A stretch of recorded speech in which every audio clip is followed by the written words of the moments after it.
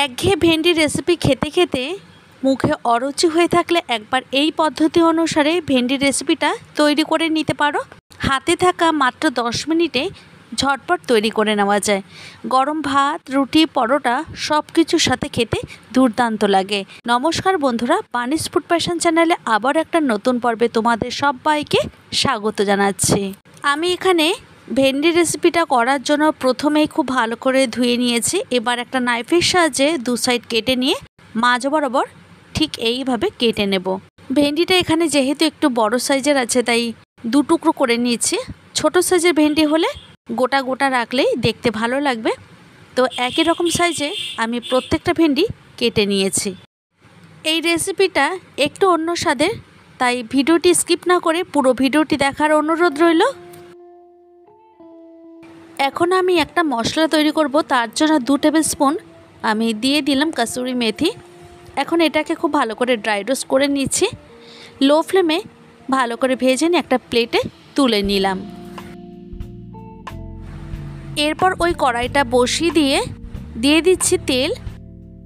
তেলটা এখানে খুব ভালো মতো গরম হয়ে যাওয়ার পর দিয়ে দিচ্ছি 1/2 টিস্পুন কালো জিরে, 1/2 টিস্পুন গোটা জিরে, দিয়ে দিচ্ছি একটা শুকনো লঙ্কা। লঙ্কাটাকে মাঝখান থেকে ছিঁড়ে এবার এই 3টে উপকরণকে খুব ভালো করে ভেজে নেব একদম লো ফ্লেমে।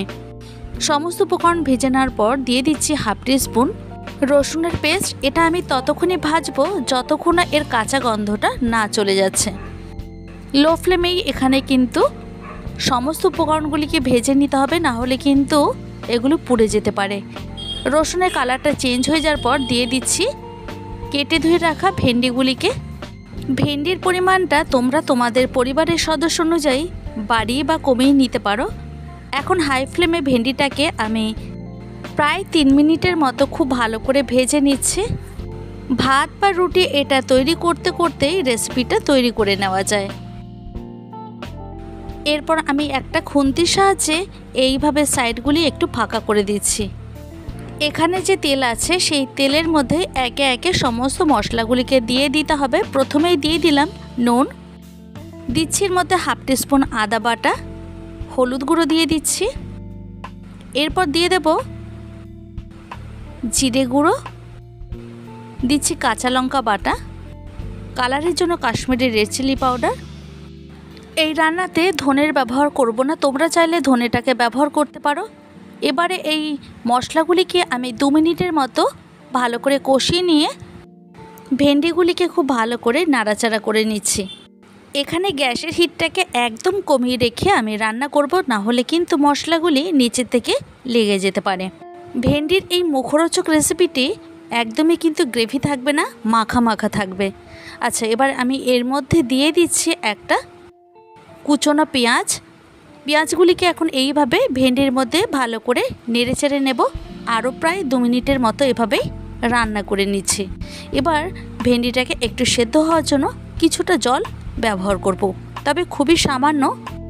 এখানে ভেন্ডিগুলিকে কষাতে কষাতে অলরেডি 80% মতো সেদ্ধ হয়ে গেছে, আর 20% বাকি আছে রান্নাটি করার জন্য। এর আগেও আমার চ্যানেলে অনেক ধরনের ভেন্ডি রেসিপি তোমাদের সাথে শেয়ার করেছিলাম, চাইলে সেগুলি ভিজিট করে নিতে পারো। এখানে দেখো গ্রেভিটা ভালো মতো ফুটে উঠেছে। এখানে দেখতেই পাচ্ছ ভেন্ডিটাকে আমি বেশি ঢাকনা চাপা দিয়ে রান্না করছি না, কারণ বেশি ঢেকে ঢেকে রান্না করলে ওভার কুক হয়ে যাবে, সেক্ষেত্রে ভেন্ডিগুলি খেতে অতটা ভালো লাগবে না। একদম শেষে দিয়ে দিচ্ছি কাসুরি মেথি।